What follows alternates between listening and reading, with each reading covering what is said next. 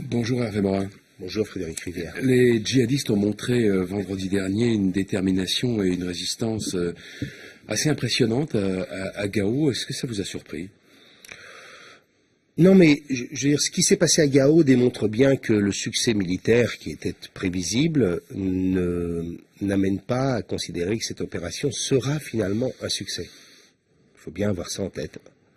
Il faut bien avoir en tête qu'on a deux immenses défis devant nous.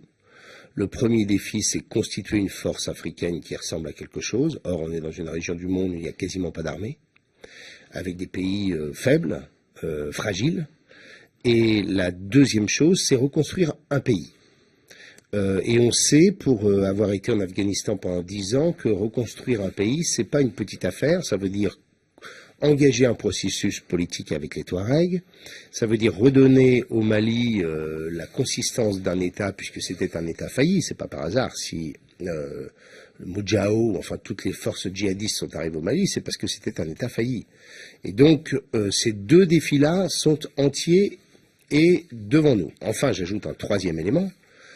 Il faut aussi que l'Union européenne s'engage. On ne peut pas continuer, nous, à financer par centaines... Y compris sur le terrain, c'est-à-dire de manière opérationnelle, vous voulez dire? Mais au moins financièrement, parce que reconstruire un pays, aider les Africains à construire cette force africaine, c'est-à-dire l'équiper, la former, l'organiser, emmener cette région du monde vers le développement par un soutien européen important, ça nécessite autre chose que les annonces qui ont été faites. Or, pour l'instant, honnêtement, les Européens ont une fois été absents. Je ne parle même pas de Mme Ashton, dont on n'a même pas entendu le son de la voix.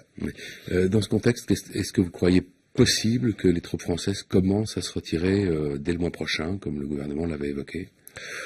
Les forces françaises sont de toute façon en appui, quoi qu'il arrive, pour l'organisation, la logistique, le commandement, la transmission. Donc il restera à plusieurs milliers d'hommes, il ne faut pas se faire d'illusions. Et puis il faut avoir aussi en tête, on l'a vu par les prises d'otages qui se sont multipliées ces derniers temps. Il y a un rapport direct, selon vous, entre la prise d'otages au Cameroun, au Nord Cameroun? Il y a très probablement un rapport. Toutes ces forces djihadistes, même si elles sont complètement autonomes, sont toutes liées par un même combat. C'est le combat contre les valeurs de l'Occident et l'installation de la charia. Donc, faut pas se cacher. D'ailleurs, faut le dire. Il faut le dire. Il y a probablement un lien, parce que les djihadistes cherchent à tester notre résilience, c'est-à-dire notre capacité à supporter des coups. Donc, ces coups-là, ça passera notamment par des prises d'otages, par porter atteinte à tel ou tel intérêt de la France. Donc, il faut le dire. Et deuxièmement, il faut bien avoir en tête que ces forces djihadistes se moquent des frontières. Donc, elles seront dans toute la région. Elles étaient en Somalie, elles étaient au Libye, et elles sont aujourd'hui dans cette partie du monde. Vous avez eu des mots assez durs contre le ministre des Anciens Combattants, Kader Arif, qui, jeudi dernier, il s'est même pas excusé. A annoncé à l'Assemblée nationale la libération des 7 otages français en question, avant quelques minutes plus tard de dire que finalement c'est une information qui n'était pas confirmée. Il devrait démissionner ou il devrait être limogé? Je vous demande simplement un instant, au-delà du dérèglement institutionnel que ça représente, et au-delà du bordel puisque c'est le mot que j'ai utilisé, du bordel que cela oui, vous l'achevez d'ailleurs, bordel. Vous avez traité le patron de Taylor de con, de Titan de con. Enfin. Oui, j'ai dit que c'était un sale con. C'est vrai que c'est un sale con de dire des choses pareilles. Bon, donc, je veux dire, on interrompt la séance de l'Assemblée nationale pour annoncer une mesure qu'on dément 15 ou 20 minutes après en disant je ne faisais que, en clair, donner une rumeur de presse, comme si un gouvernement annonce une telle mesure devant l'Assemblée nationale par une rumeur de presse. Premier point. Deuxième point, est-ce que c'est au ministre délégué des Anciens Combattants de le faire? Certainement pas. Troisième élément, et c'est celui-ci que je voudrais mettre en exergue. Imaginez-vous, Frédéric Rivière, que c'est votre famille qui soit prise en otage. Vous vous rendez compte? Vous annoncez à l'entourage de nos compatriotes qu'ils sont libérés. Qu'est-ce que c'est que cette histoire?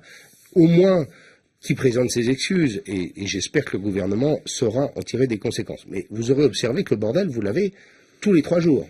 Vous avez le ministre des Affaires étrangères qui remplace le ministre de l'économie et des finances.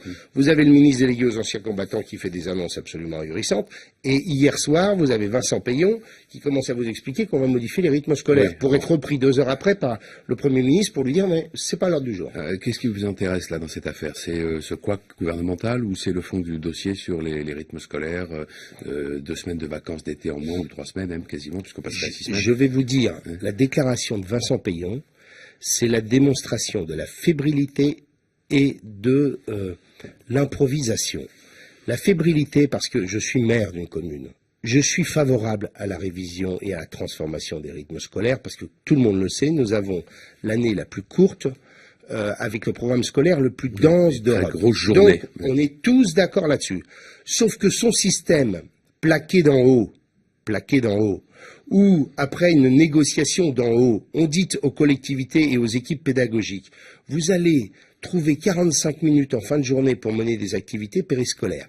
Je vous demande comment, dans une commune ou dans un canton comme le mien, où il y a 400 enfants en zone rurale, on est capable de trouver 30 ou 35 formateurs capables de venir pour une demi-heure, pour faire quelque chose d'utile, et qui soit sur le domaine de la culture, de l'art plastique, de la musique, du théâtre, du sport. C'est infaisable. Cette réforme est profondément stupide, débile, parce que impossible à mettre en œuvre. Deuxièmement, quand vous avez des problématiques type le transport scolaire, etc., les maires ont beau, moi j'ai fait 3 réunions pour essayer de mettre ça en place, c'est impossible. Alors, comme cette réforme va échouer, Vincent Peillon ouvre un autre feu. C'est pour ça que je dis que c'est la preuve de la fébrilité du gouvernement. Parce que, alors maintenant, il ouvre la période estivale. Et en effet, il aurait fallu aborder la question des rythmes scolaires en considérant que l'année scolaire devait être revue dans son ensemble. Et deuxièmement, si on pose cette question-là, se pose bien entendu la question du bac. Parce que quand on dit que la France s'arrête début juillet, en fait, elle s'arrête début juin, la France scolaire. Et donc, il aurait fallu une vraie discussion globale et générale sur la totalité du sujet et du spectre, et non pas cette improvisation qui fait qu'on va devant un média pour annoncer un bout de réforme qui ne tient pas avec le bout d'avant. Bon, il va nous rester 40 secondes pour parler de la croissance, mais enfin comme elle est toute petite, ça devrait suffire. 0,1% selon la Commission de Bruxelles. Jean-Louis Borloo dit qu'il faut arrêter l'austérité. Vous êtes d'accord? Et si oui, comment? Tout ça en 40 secondes. Non, je dis simplement qu'il nous faut engager un certain nombre de transformations structurelles et qu'il faut arrêter de stigmatiser tous ceux qui créent de la richesse, qui investissent et qui font de l'initiative. Le gouvernement n'est pas responsable de la crise. En revanche, je vous dis une chose, il sera responsable de la récession parce qu'il a créé toutes les conditions pour que la France soit en effet dans cette situation. Merci Hervé Morin.